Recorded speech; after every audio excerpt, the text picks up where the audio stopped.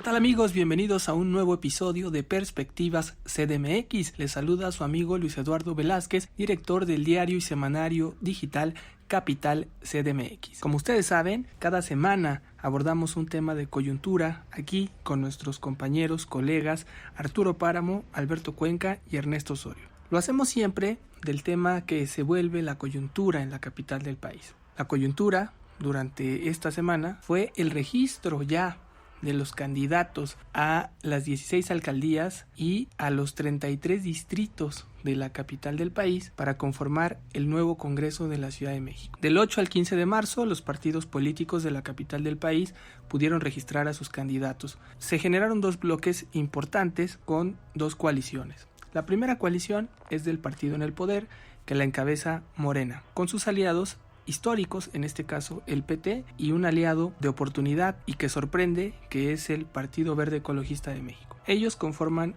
una coalición. El otro bloque se agrupó en el PRD y el PAN, que ya se habían unificado en 2018 y sumaron, para sorpresa de todos, al PRI. Así conformaron lo que ellos llaman Va por la CDMX. Estas dos coaliciones son las más grandes, las que presentan a perfiles más altos y las que tienen el poder. En el caso de los partidos Morena, PAN y PRI. Son los partidos políticos en la capital del país que gobiernan alcaldías y por lo tanto tienen la oportunidad de reelegirse, y en el caso de Morena decidió solo darle oportunidad a 7 de sus 11 alcaldes que ganaron en 2018, a solo 7 de 11 les dio la oportunidad de reelegirse. En el caso del PAN, solo le dio la oportunidad a su único alcalde, que es el de Benito Juárez, y el PRI hizo lo mismo con su único alcalde en Coajimalpa. Así está el mapa de los dos grupos en bloque más poderosos en la capital del país que se van a confrontar. Y adicionalmente viene lo que siempre se llama la chiquillada, que son los pequeños partidos, en este caso partidos nuevos, que van a disputar las elecciones y que no tienen posibilidad de aliarse con ninguna otra fuerza, y su lucha está en lograr el registro. Para ello deben de sumar por lo menos el 3% de la votación que concurra el día de las elecciones, que será el próximo 6 de junio. Los partidos nuevos son el de Redes Sociales Progresistas, el de Fuerza por México,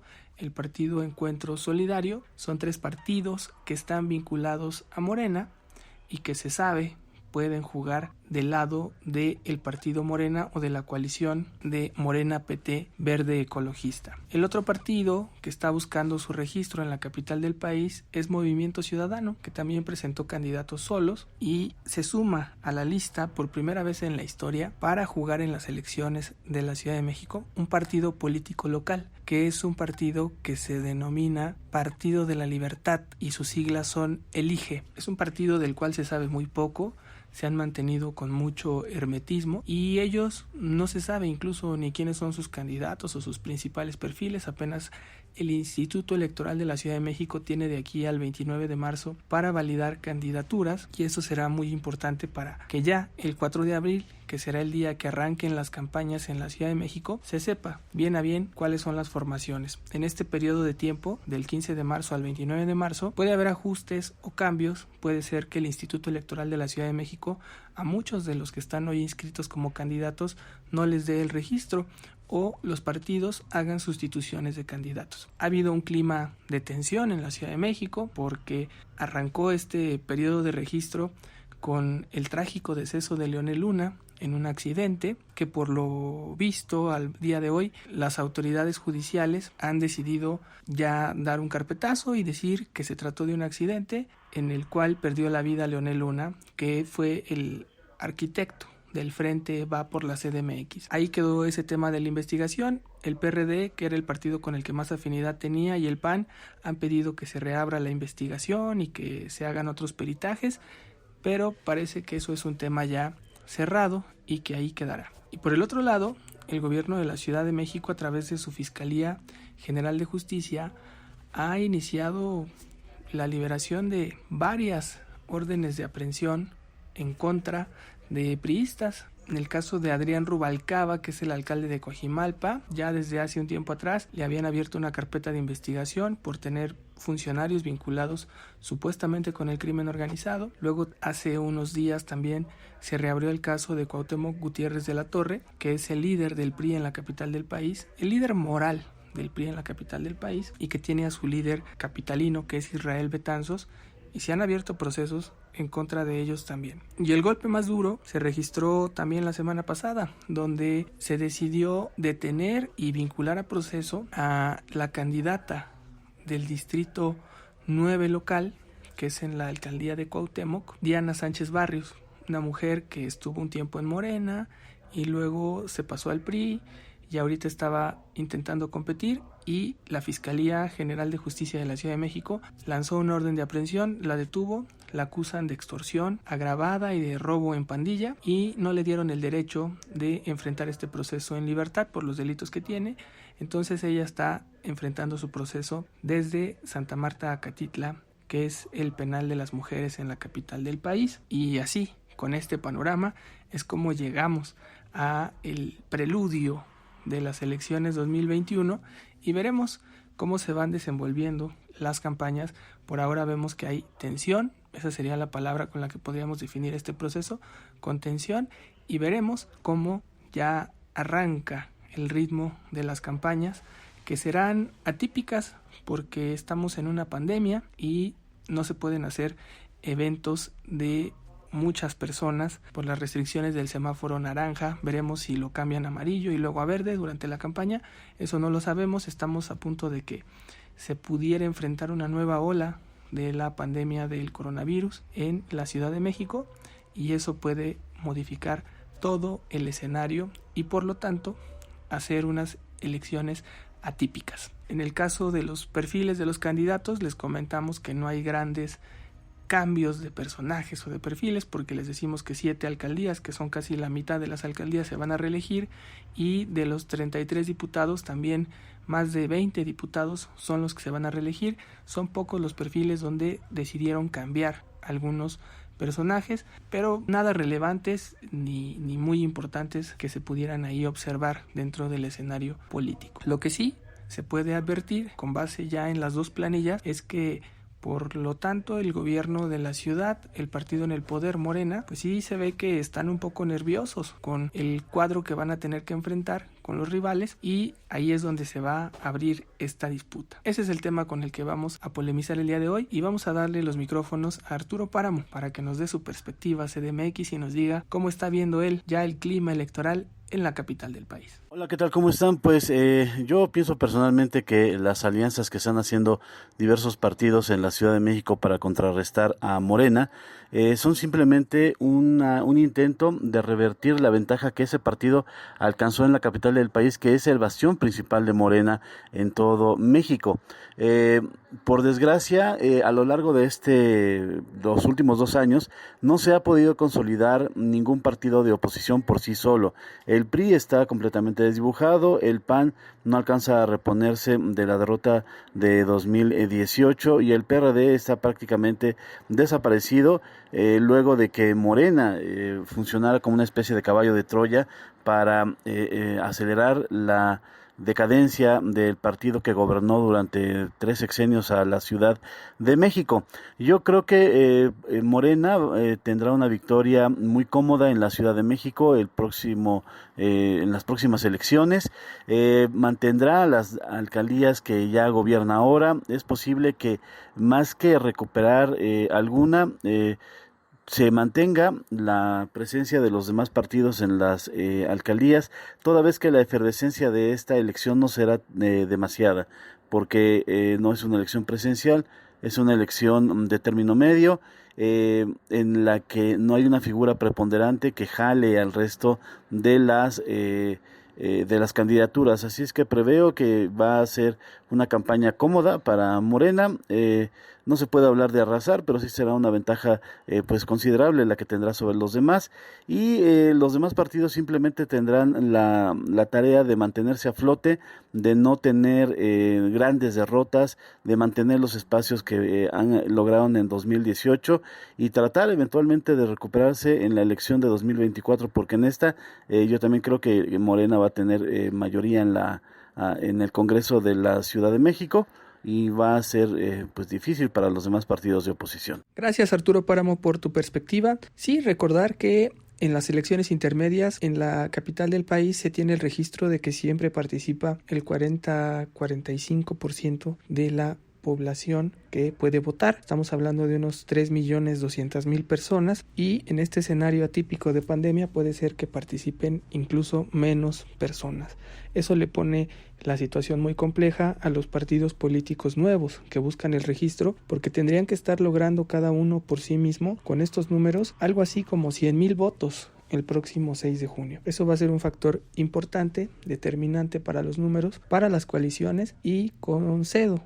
que hay una amplia proyección para que Morena sea el partido que gane, no de manera arrasadora, pero sí que gane la mayoría en esta elección. Lo que sí hay que decir, y también sabemos, es que Morena llegó a un proceso electoral confrontado, fracturado, en el que vemos por un lado la fuerza de Ricardo Monreal y por el otro lado vemos la fuerza de Claudia Sheinbaum, la jefa de gobierno, que fue la que decidió prácticamente la mayoría de candidaturas de Morena en la capital del país, y ese choque de trenes interno de Morena es el único que le da un suspiro o una pequeña esperanza a la oposición para retomar espacios, pero como tú dices, es una oposición menguada que tendrá que echarle muchas ganas si es que quiere salir. Lo que hay que medir también es si habrá un voto de castigo o no hay voto de castigo para los gobiernos de Morena, tanto en las alcaldías como en el gobierno de la ciudad y por supuesto el gobierno federal. Veremos si les ayudan los gobiernos o les resultan contraproducentes en esta elección. Vámonos ahora con Ernesto Osorio, director de Gaceta Ciudadana, para que nos dé su perspectiva CDMX. Luis, amigos de Capital CDMX, pues sí, efectivamente ya quedaron estos dos bloques conformados. Morena, que es el partido oficial, el oficialista partido de gobierno, junto con el PT y el Partido Verde en la Ciudad de México, que buscarán mantener el control del gobierno federal sobre la Ciudad de México y también acompañando a la doctora Claudia Sheinbaum. Aquí lo que vemos es que a nivel interno, pues toda la disputa que se dará entre los morenistas será justamente con el grupo de Ricardo Monreal, que empezará a filtrar cosas, algunos casos y también señalamientos hacia la oposición que está del otro lado para poder disminuir el poderío del equipo de Claudia Sheinbaum y de esa manera pues también restarle posibilidad a la jefa de gobierno de tener un papel protagónico en el 2024. Eso con respecto a Morenas. Más del Verde sabemos que es un partido satélite, que ese partido únicamente sabe estar cerca de los partidos poderosos, no tiene proyecto, no tiene liderazgo, únicamente busca el poder, busca pues obviamente el financiamiento y proyectos que medianamente son ambientales, porque tampoco lo vemos con una agenda muy prioritaria y fuerte. Así que, pues el gran ganón de esta alianza será el Partido Verde, que así como sirvió en sus tiempos al PRI, sirve ahora al partido oficialista Morena. En el otro lado, PAN, PRI y PRD, que estarán también contendiendo, pues vemos diluida por completo la oposición. Creo que si esta alianza no se hubiera conformado, no hubiéramos conocido a ningún proyecto y tampoco ningún candidato fuerte de ninguno de estos tres partidos, y por tanto es que tienen que caminar juntos. Y va a ser extraño ver de pronto a Marco Cortés acompañando a Jesús Zambrano, Víctor Lobo, quienes antes se podían señalar de casos de corrupción y se deseaban lo peor. Bueno, ahora son una sola fuerza y tratarán de debilitar a Morena en la Ciudad de México. Algo difícil porque pues aquí lo que se está jugando es la candidatura presidencial y hay que estar también muy pendientes de qué papel juegue el equipo político de Marcelo Ebrard. Así que pues ante una oposición diluida, lo más seguro es que Morena mantenga sus fichas en el Congreso, una mayoría absoluta, también la mayor parte de las alcaldías, pero sí con un grupo Morena fracturado, dividido, como lo hemos visto en estos últimos días. Gracias Ernesto Osorio, director de Gaceta Ciudadana, por tu perspectiva. Coincido en que 2021 será una elección fundamental para lo que pase en 2024 y de hecho creo que la fractura interna responde a eso. La fractura de Morena se debe a que ellos ya están viendo esta elección como el primer resultado que los va a debilitar o fortalecer en la elección de 2024, lo cual es normal, pero también le mete mucha inestabilidad a la capital del país en un momento que sabemos requiere de mucha gobernabilidad por estar en una pandemia, por estar en una crisis económica, por tener altos índices de inseguridad, de feminicidio, de crecimiento del crimen organizado. la jefa de gobierno debería de estar concentrada en gobernar y no concentrada en su futuro político hacia el 2024, aunque, como sabemos, también el resultado de esta elección la podrá fortalecer o debilitar de cara a 2024, que aunque ella no ha dicho que aspira a la presidencia, todos sabemos que por ser la jefa de gobierno y por la cercanía que tiene con el presidente Andrés Manuel López Obrador, ella es la candidata natural a sucederlo en el 2024. Ahí está el panorama, qué bueno que lo englobas y lo enmarcas, y la oposición, como dices, pues será testimonial. Solo vemos por ahí algunos pequeños perfiles que podrían dar la sorpresa, como Lía Limón en Álvaro Obregón, o a lo mejor Rocío Barrera, que renuncia a Morena y se integra a la coalición Va por la CDMX para disputar el territorio de Venustiano Carranza, que estaba en manos del PRD con Julio César Moreno, y Julio César Moreno decide brincarse a Morena, y entonces se genera este fenómeno de competencia. Va a ser interesante ver el fenómeno de una exmorenista pidiendo el voto a favor del PRD y de un experredista pidiendo el voto a favor de Morena. Ahí la confusión va a ser muy fuerte, y creo que un factor dentro de esta elección también va a ser el tema de la confusión que los dos partidos tendrán que explicar, o las dos fuerzas electorales más amplias tendrán que explicar. Por ejemplo, Morena explicar esta alianza con el Verde, que como bien dices es un partido acomodaticio en el poder, muy advenedizo y oportunista, y por el otro lado, como el PRD, que históricamente había gobernado la capital del país desde la era democrática, cuando le arrebata el poder al PRI, ahora cómo le explica al electorado que sus aliados son los priistas, que era un partido que tenían prohibido aliarse con ellos en los estatutos, porque era un asunto histórico la división entre estos dos partidos, y ahora los vemos unidos, y será hasta chistoso verlos en la elección a un perredista pidiendo el voto para un priista y defendiéndose ambas fuerzas como lo están haciendo hasta el día de hoy, pero ellos dicen que es por generar equilibrios para la democracia, y eso será complejo tanto para la coalición de Morena como para la coalición del PRD, que son las principales fuerzas en la capital del país, que se coaligan por separado, que los dos se definen de izquierda, pero que tienen aliados que son de derecha. Entonces es un fenómeno muy interesante que valdrá la pena observar con mucho detalle. Vámonos ahora con Alberto Cuenca, reportero de Capital CDMX, quien ya tiene lista su perspectiva CDMX. Hola Luis, hola amigas, amigos de Capital CDMX. Creo que a tu pregunta sobre si la designación de candidatos tanto de Morena como de esta coalición PRD-PAN-PRI es oportunismo o esperanza, sin duda es oportunismo. Vemos a los mismos cuadros de siempre reciclados, ya sea con bandera color guinda o con esta bandera tornasolada entre amarillo, azul y tricolor. Por ejemplo, en esta alianza PRIAN-perredista ya ubicamos a gente que pues, estuvo en Morena y que dejó ese partido por inconformidad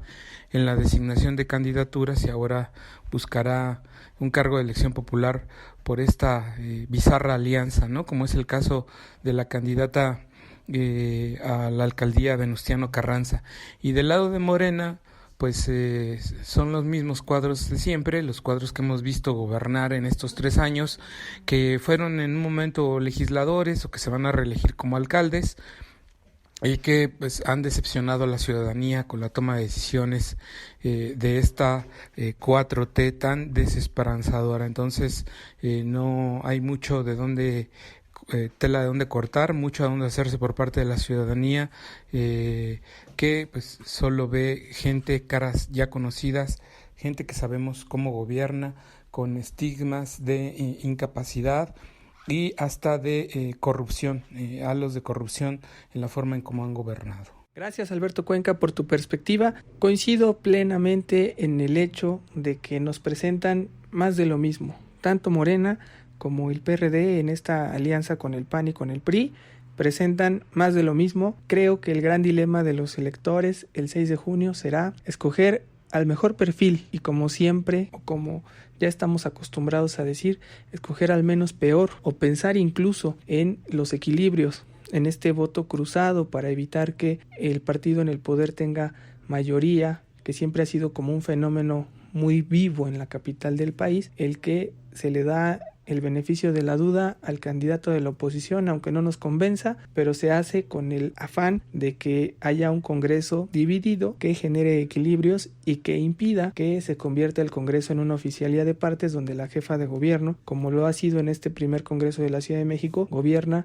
con la mano en la cintura y hace que todo se vote como ella dice y sin que le muevan una coma. Y solo hay líos o beneficios a favor de la ciudadanía cuando al interior de su partido el bloque de los monrealistas la confronta y se opone con el bloque de la oposición, pero ahí responde a otro tipo de negociaciones, intereses donde no siempre sale ganando la ciudadanía. Bastante importante e interesante ver las boletas el 6 de junio, sobre todo con estos nuevos partidos que tampoco parece que traen grandes personajes. Reciclaron a perredistas, reciclaron a priistas, reciclaron a panistas, le abrieron la puerta a morenistas, en fin, son los mismos los que están ahí y otros son de la farándula o del deporte o del espectáculo, pero son los mismos, la misma clase política revuelta y enredada, que no es lo mismo, pero ahí están, revueltos y enredados, son la misma clase política y creo que eso es lo que vamos a ver en la boleta el próximo 6 de junio y difícil el análisis que tendremos que hacer. Esperemos que sea una contienda limpia, sana, próspera, donde cambien, haya una transformación en las campañas y en lugar de ser la guerra sucia, las campañas negras, sea una campaña propositiva, de ideas, con un mensaje claro para la ciudadanía que le permita sopesar qué gobierno tiene y qué oportunidades también hay de un verdadero cambio para ir transformando la ciudad que se lo merece. Veremos qué pasa en la capital del país y si la jefa de gobierno cumple su palabra de permitir una elección limpia en la capital del país. Eso lo iremos viendo conforme avancen las campañas y seguramente lo estaremos analizando aquí en Perspectivas CDMX. Gracias por habernos escuchado en esta parte de análisis y ahora vámonos a las perspectivas de la semana. Ya estamos en las perspectivas de la semana y arrancamos contigo, como siempre, Arturo Páramo. Para esta semana yo creo que hay temas que ya están un poquito más alejados del tema de la pandemia. Podemos esperar que se hable acerca de la escasez del agua hacia Semana Santa, este recorte del sistema Cutzamala, pero también reducción en las cuotas de extracción desde el subsuelo. Todos que estamos en la etapa, iniciando la etapa más dura del estiaje, de la sequía de este año en la capital del país.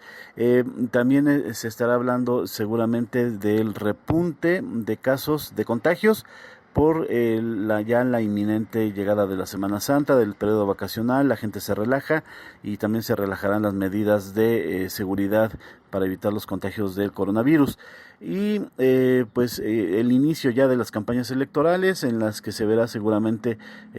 cómo inician las campañas, que tienen que ser diferentes. No pueden ser campañas como siempre, toda vez que no se puede hacer grandes concentraciones de personas. Seguramente veremos unas campañas volcadas hacia las redes sociales, campañas electrónicas. Gracias, Arturo Páramo. Le damos los micrófonos a Ernesto Osorio, director de Gaceta Ciudadana. Y de la perspectiva de la semana, pues deberemos estar muy atentos a qué es lo que sucede con el semáforo epidemiológico, el número de casos, hospitalizaciones que se van a dar. Cada vez está más cerca la Semana Santa. Ya vimos lo que dejó este puente tan solamente del 21 de marzo. En algunos lugares, bastante gente en la calle, bastante gente en los comercios, sin el uso de cubrebocas y luego pues también con la decisión de la jefa de gobierno de mantener la política del gobierno federal de dejar que la gente haga lo que se le plazca. Creo que es momento en que la jefa de gobierno tiene que ser mucho más dura, porque así como estamos a 4 puntos de pasar el semáforo amarillo, si no pone orden en lo que está sucediendo en las calles de la Ciudad de México con esta movilidad en incremento, tanto en plazas, tanto en transporte público, tanto en oficinas, vamos a tener que regresar en mayo todos a nuestras casas y lamentablemente volverán a dispararse los contagios y las hospitalizaciones. Diríamos que podríamos esperar una tercera ola un poco más tranquilos por la vacunación, pero ya vimos que solamente hay un 3% de avance en la población total a nivel nacional de personas vacunadas. Así que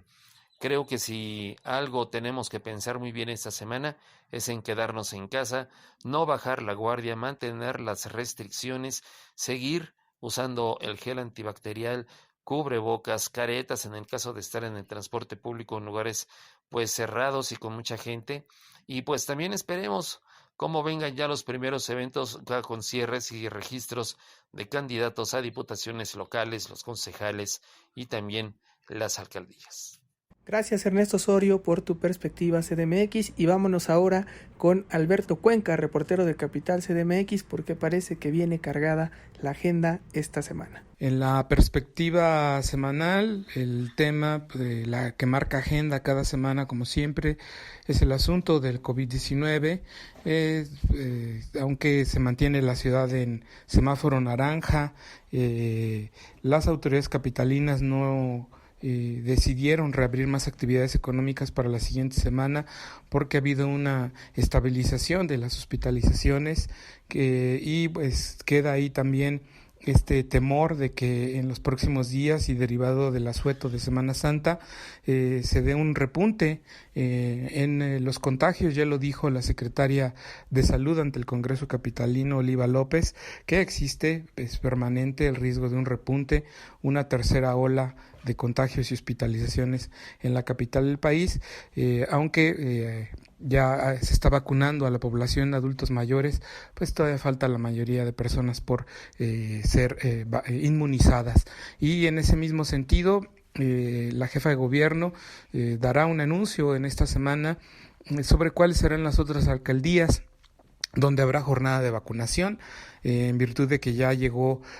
al país un lote de vacunas AstraZeneca derivado de un acuerdo entre el gobierno mexicano y el gobierno estadounidense, que tiene un stock de vacunas AstraZeneca y que va a entregar a México. Y por otro lado, pues un tema que sin duda estará latente en la ciudad y que puede generar ahí conflictos pues, políticos, sociales, de gobernabilidad, es la detención de Diana Sánchez Barrios. Ya vimos que en el centro histórico sus huestes salieron a protestar y bloquearon calles del centro histórico. Este lunes se le definirá su situación jurídica, si es vinculada o no a proceso, y derivado de eso, pues veremos ahí cuál es la reacción de de la Asociación Legítima Cívica que encabeza su mamá Alejandra Barrios, y además de sus hermanos que han dicho que esto es un caso construido políticamente contra ella. Gracias Alberto Cuenca, reportero de Capital CDMX, por tu perspectiva CDMX, muy completa, y sin duda lo que pase con Diana Sánchez Barrios será importante para ver qué desenlace se da aquí en la capital del país en torno a todo el movimiento que generan sus agremiados y sus ambulantes, sobre todo siendo un grupo muy poderoso en el comercio informal en el centro histórico y varias partes de la capital del país. Gracias por habernos escuchado en este episodio de Perspectiva CDMX. Los invitamos a que nos sigan en nuestras redes sociales, en Twitter @capitalmx_, en Facebook, Twitter e Instagram y TikTok somos Capital CDMX. En YouTube nos encuentran como CDMX TV y los invitamos a que nos lean todos los días en capital-cdmx.org y no se pierdan nuestro semanario que repartimos vía digital cada semana a toda nuestra comunidad. Muchas gracias por habernos escuchado. Se despide de ustedes Luis Eduardo Velázquez, director del diario y semanario digital Capital CDMX. Abrazos, no periodicazos.